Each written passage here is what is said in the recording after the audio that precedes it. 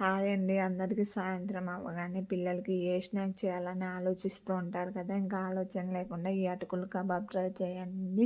దానికి కావాల్సినటివి ఒక కప్ అటుకుల్ని తీసుకొని నీట్‌గా వాష్ చేసుకొని 2-3 మినిట్స్ నానబెట్టుకొని పక్కన పెట్టేసుకొని, ఒక ఆలుగడ్డను ఉడికించింది తీసుకొని, ఈ విధంగా మెత్తగా స్మాష్ చేసుకొని పక్కన పెట్టేసుకోండి.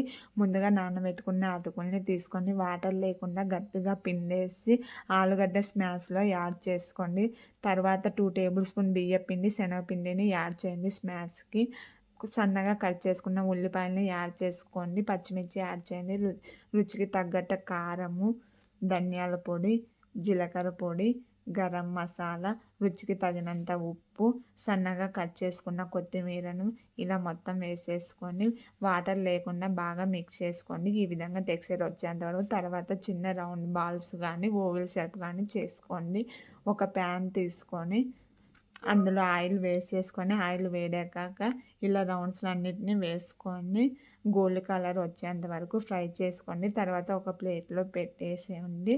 ప్లేట్లో సర్వ్ చేసుకునేటప్పుడు సాస్‌తో అయినా పుదీనా చట్నీతో అయినా సర్వ్ చేసుకోండి. టేస్ట్ అయితే చాలా బాగుంది. మీరు ట్రై చేయండి. మా వీడియో మీకు నచ్చినట్లయితే please like, share, subscribe my channel. Thank you.